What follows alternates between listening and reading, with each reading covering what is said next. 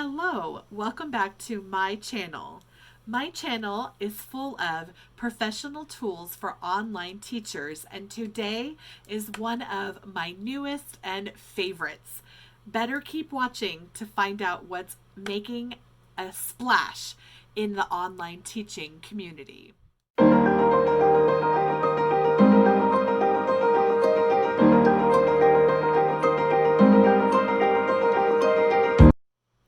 Beginning our online teaching classes with our students and starting off on a positive note is always such a very important thing to do.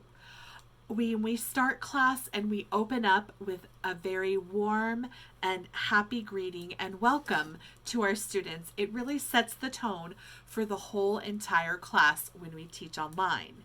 I begin classes with brand new students by introducing them to my name. I say, I am teacher Amanda, and I hold this close sign right to the camera for the student.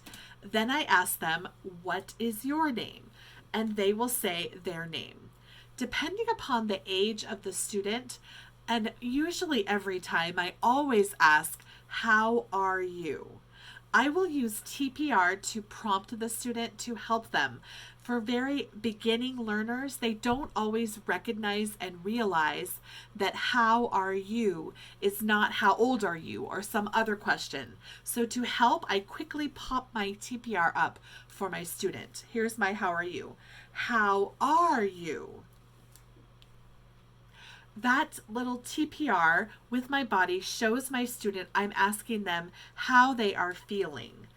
I also created a special resource that does the same thing. I can hold up this conversation card set that has many images and sentence stems to help my online student if they are not able to come up with the words. I am sad, I am good, I am fine, I am happy. So this gives them the visual pictures in one place for me to begin the course. I also have a little image to help with the sentence frame for what is your name? What is your name? My name is, and so they will reply and respond. What I like so much about using these special conversation cards in the classroom is this popsicle stick tool. This tool will teach my even low-level beginning students how to have a conversation with the teacher, and parents love conversation. They really appreciate when we can get the student to begin speaking, because the whole goal in learning English is for kids to be able to communicate with people. If I can do that with these tools very young and very early in their English learning classes, bing, the parents' brains go, doot, doot, doot, doot. They just love it. So here's how I do it. I always begin with the very simple question I ask them many times. Then maybe the third class, I will hold up this popsicle stick prop and I will use this TPR, ask teacher, ask teacher. And then I will have the student and help them, teacher, how are you? Usually using the ask teacher and my TPR here, will have the student be able to ask me back, and they will say, how are you? And then I will do a little, I am good, and I will reply to their question. Building conversation and increasing student output is so important, and this tool does that. Okay, let me show you some higher level questions. For kids that are in higher levels, I use this resource, Tell me about your room. A lot of our students in online teaching are very lazy. They will answer yes or no or black or white or whatever answer you've asked them in a single word. We want to increase their output and get them to speak in complete sentences. So asking them open-ended questions are really a great way to do it. Tell me about your room. Instead of, is your room big or small? Is your room, do you like your room? Whatever I was going to ask instead, this one is so much more powerful. I also like to ask kids about the city they live in. So here is, what city do you live in? And they will say, I live in. So every conversation card has the words written for them to respond. It really supports and helps them. And again, I will use this tool, ask teacher, what city are you in, teacher? And they will ask the question back to me.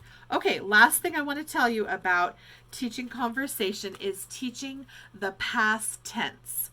In English language learning or second language learning, you always want to expose the student to the content before it comes up in the activities we do in the online classroom. So even with my very beginning students, I'm talking level 2, unit 2, very beginning students, I'm already building the knowledge of the past tense into my work in conversation. It's the easiest place to do it. Did you have a good day? I had a good day. Did you go to school? I went to school. So instead of saying go, I'm teaching them that there is another opportunity for a word. I'm not saying this is the past tense at lower levels in level 2, very young, but I am teaching them that they are going to have an opportunity to learn something before it even comes up in the curriculum. In VIPKID, we teach the past tense at the end of level 2 and then at the end of level 3 or so. So it will come up in conversation with me very early on. And this really helps the student to develop those skills to recognize the past tense word. So when the past tense words come up in the curriculum, we know this, we can do this. I really encourage you to use professional tools to help enhance your online teaching. This resource has 27 different questions and cards. Really a great option and something I use in my class every single online class.